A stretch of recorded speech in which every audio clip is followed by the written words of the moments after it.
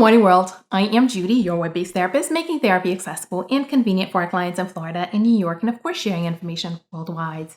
Today, I want to take a moment and talk about 5 unrealistic expectations of relationship or your partner in a relationship. I want to thank Ace for giving me the idea because she watched the 5 unrealistic expectations of friendship. I will link it. And she made a comment asking me to do a different video. This does not quite answer the question that you asked, Ace, but I will, while working on it, I got the idea to do this one. So I am also sharing this video, 5 unrealistic expectations of your partner in a relationship.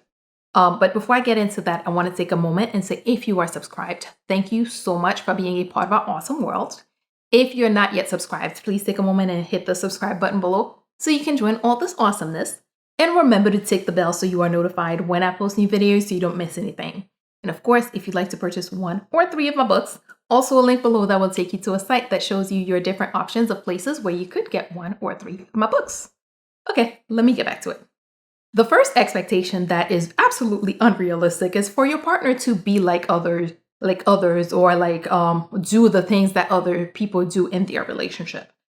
And especially these days of social media where people post their, the 57th, oh, I just did that. No, they took 57 billion gazillion shots before they got this. Oh, I just did that. You're getting a snapshot of other people's lives. You're getting a snapshot of other people's relationships. You're not getting the full picture. You're getting less than a second and 168 hours that happens in a person's week, then in 365 days that happens in a person's year. The stuff that they are showing, the stuff that people show online, the stuff that people show even the people that you know, the stuff that you see that you think is what their relationship is not always all there is to the relationship. So expecting your partner to be the way someone else's partner is, to do the things that someone else's partner does not always work because your situation is not always the same. Your resources are not always the same. The relationships are not always the same. So it is unrealistic to expect someone to live up to a quick snapshot of something that you don't even know the rest of it, and that you go and expect someone to live that snapshot, that millisecond, 168 hours a week. It's not realistic, especially when you don't know what the backstory is. 2, people expecting your partner to be an automatic agreeer, an automatic backup, automatically share your views. You met an individual who was different from you. You met an individual who had opinions, who had thoughts, who had feelings, who had a whole life before they met you.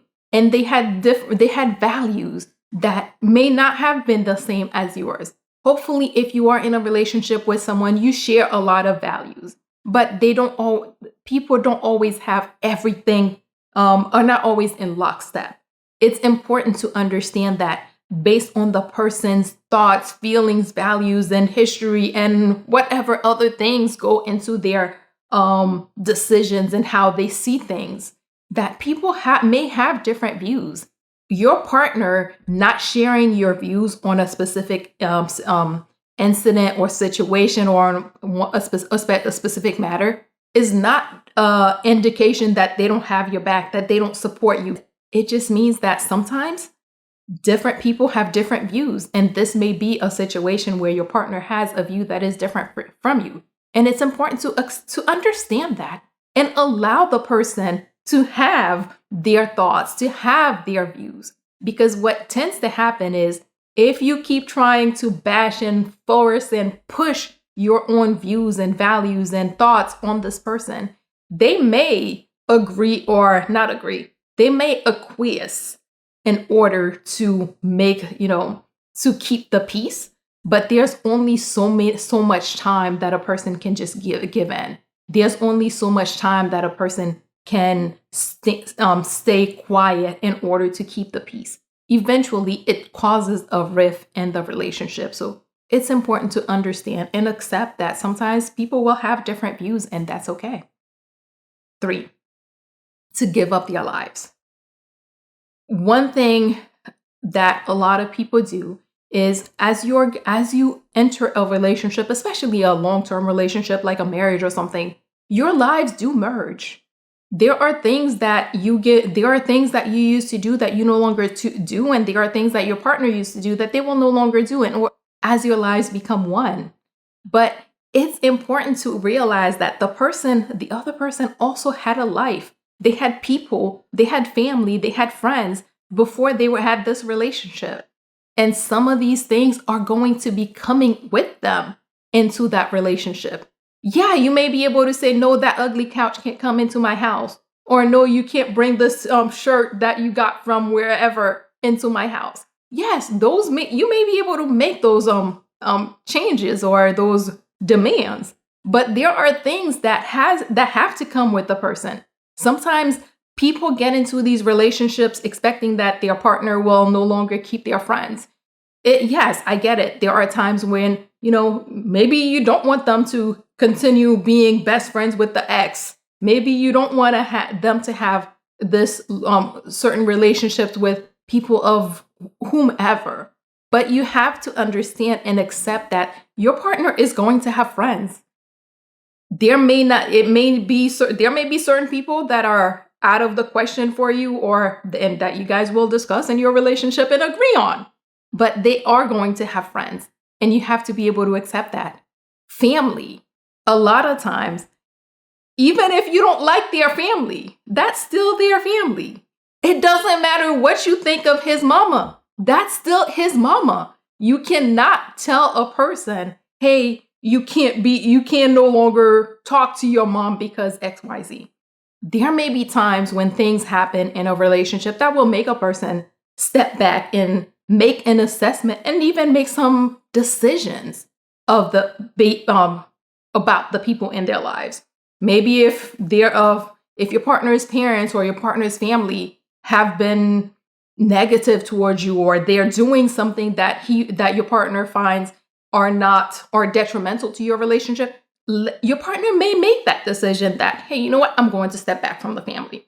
But you don't get to say, hey, I don't like your mama. Your mama can't come here. Or I don't like your mama or your brother. Or those are things that you have to realize that people have lives, people have family, people have friends. And it's important for them to be able to maintain friendships and keep relationships with family, even in your relationship. 4. A lot of times, and actually just earlier, I saw my brother was sharing something about a woman who was talking kind of like this, but you can't expecting someone to be your keeper. As in, you're going to come into this relationship, you're bringing absolutely nothing but your amazing, beautiful, whatever self. And then they do everything else. It's called a partnership. It's not called a dependency. It's called a partnership. When you come into a partnership, you bring something, they bring something. They bring something, you bring something. It's not I'm going to come here and look amazing and you do everything else. That's not how it works. You can't expect that someone else is going to carry the full load of the relationship, do everything for you and for them, provide everything for you and for themselves. That's not realistic. You may find yourself in a relationship where your partner is able to provide that. If that is something that they are able to do and that's something that they choose to do, yes, that by all means, have at it. But to expect that someone is going to just carry the full load for you, they're going to provide the financial and the financial needs, meet the financial needs of the house, and do all the housework and do this and do that. That's unrealistic. It's a partnership. It's not a dependency. If you are going to enter into a partnership, you have to be prepared to contribute something to the partnership. Finally, I hear this all the time where people says, you complete me, he completes me, she completes me. Yes, there are a lot of ways that your partner is complementary to your life. But you cannot expect for your partner to make you feel whole, for your partner to be the one that completes you, that fixes you, that heals you. A lot of times, a lot of us come with trauma, with hurt, with pains, with all sorts of baggage that needs to be healed before you enter a relationship.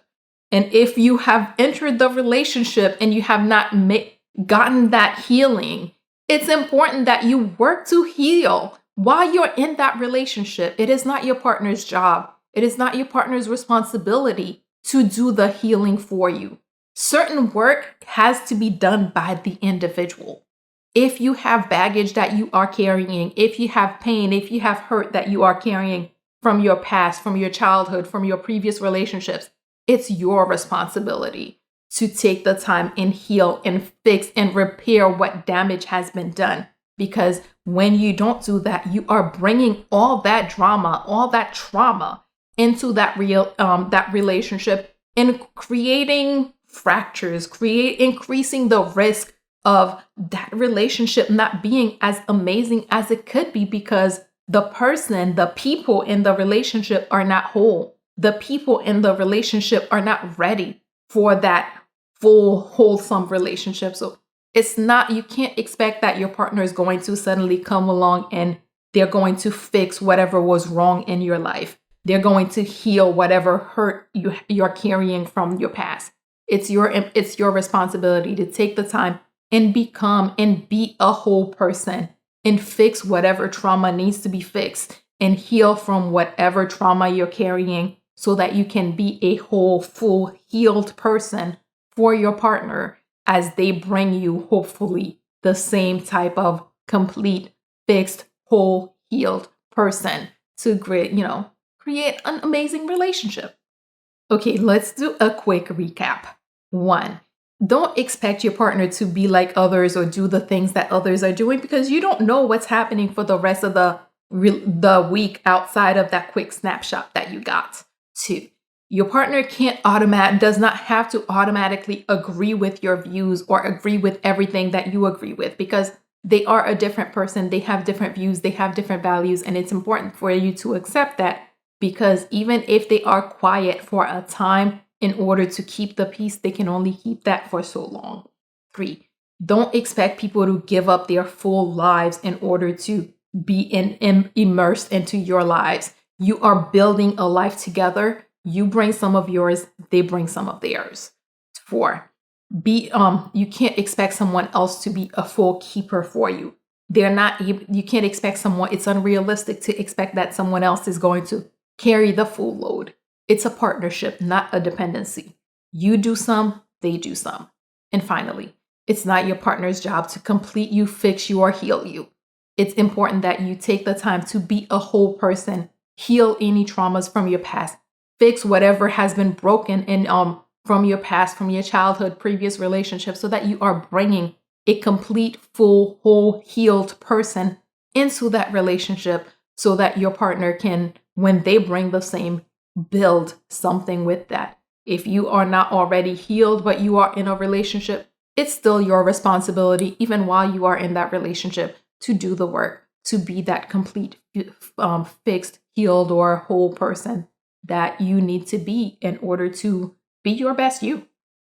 As always, if you or someone you know happens to be going through something that's more than you can handle, please remember that there are professionals like myself who are available, able, and willing to help, and are even providing remote services who can assist with whatever you may have going on. So please figure out who those people are in your community, so that if you need them, you can reach out and get the help that you need. And that is all we have for today. Good morning, world. Have an awesome day.